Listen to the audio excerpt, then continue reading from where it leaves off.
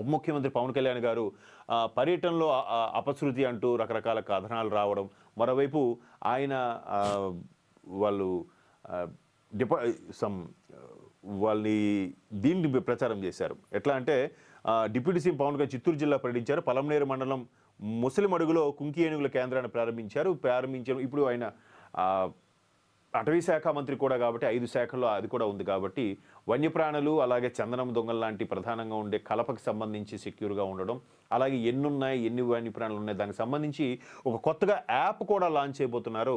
ఆ యాప్కి సంబంధించి నిన్న ఆయన అక్కడ ప్రధానంగా ఎంట్రీ దాన్ని విజిట్ చేయడం, ఒక్కసారిగా ఆకస్మిక తనిఖీ లాంటిది నిర్వహించడం ఇట్లా జరుగుతున్నాయి. అయితే దీనికి గిట్టని వాళ్ళు మాత్రం పవన్ కళ్యాణ్ ఒక ఉప ముఖ్యమంత్రిగా ఉంటూ ఆయన హెయిర్ స్టైల్ ఏంటి, డ్రెస్సింగ్ సెన్స్ మీద కూడా రాంగ్ ట్రాక్ పట్టేలాగా కూడా మాట్లాడుతున్నారు. మేబీ అది వస్త్రధారణకి బాడీ షేమ్కి సంబంధించి మాట్లాడాల్సింది కాదు రాజకీయాల్లో. పనితనం ఎలా ఉందో చూడాలి, పనితనం గురించి మాట్లాడాలి. సో రాజకీయాలు కొత్త పొంతులు తొక్కుతున్నాయి కాబట్టి రకరకాలుగా వాళ్ళు వీళ్ళు విమర్శించే ప్రయత్నం చేస్తున్నారు. బట్ దానికి ఆయన ఎక్కడ దాని గురించి పట్టించుకున్న దాఖలాలు లేవు. ఆయన పని ఆయన చేసుకుంటూ వెళ్తున్నారు.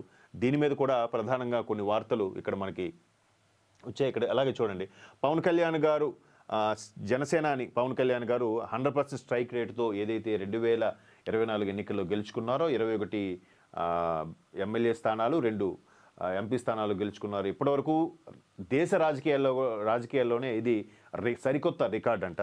సో దానికి ఆయన ఏమేమి చేస్తున్నారంటే, ఒక్కసారి మన ఇక్కడ న్యూస్ చూస్తే ప్రధానంగా వచ్చే వార్తల్లో అధికారులతో సమావేశాలు, క్షేత్రస్థాయి పర్యటనతో బిజీగా ఉండే జనసేనాని.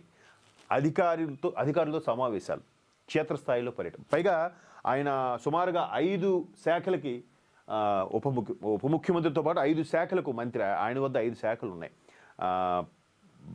గ్రామీణాభివృద్ధి ఒకటి, అటవీ శాఖ, అలాగే మంచినీటి పథకం, ఇవన్నీ కూడా రక్షిత మంచినీటికి సంబంధించి ఇవన్నీ కూడా ఆయన శాఖలు ఉన్నాయి కాబట్టి ఎప్పుడు ఊపిరి చలపనంత బిజీగా ఉంటుంటారు ఉప ముఖ్యమంత్రి గారు.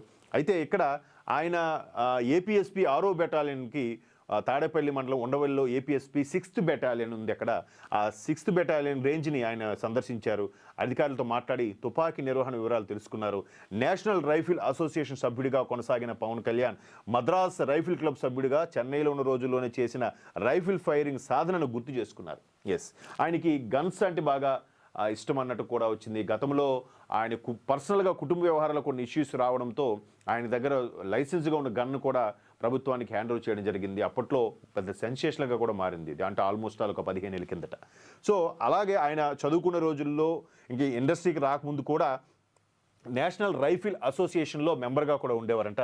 మద్రాస్ రైఫిల్ క్లబ్ ప్రస్తుతం చెన్నైగా ఉంది, మద్రాస్ రైఫిల్ క్లబ్లో సభ్యుడిగా కూడా ఉండేవారంట. సో దాన్ని గుర్తు చేసుకొని రైఫిల్ యొక్క దాన్ని సక్రమంగా వాడితే దానికి ఎంత ఉపయోగం ఉంటుంది, దాన్ని దుర్వినియోగం చేస్తే అమెరికా లాంటి పరిస్థితులు వస్తాయని కూడా ఆయన చెప్పారు.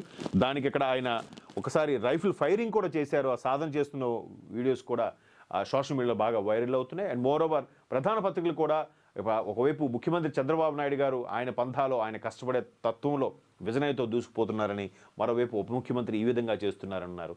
తెలంగాణ వ్యాప్తంగా జూబ్లీహిల్స్ బైపోల్ మీదే రచ్చ నడుస్తుంది. అక్కడ ఆంధ్ర వ్యాప్తంగా కూడా పెట్టుబడులు రాబట్టుకోవడం, ప్రతి ఒక్క శాఖ యొక్క సమీక్ష నిర్వహించడం, ఆకస్మిక తనిఖీలు. ఉప ముఖ్యమంత్రి పవన్ కళ్యాణ్ గారు కానీ, ముఖ్యమంత్రి చంద్రబాబు నాయుడు గారు కానీ, మరొక మంత్రి అంటే లోకేష్ గారు కానీ, మిగతా మంత్రులు కూడా చేస్తున్నారు.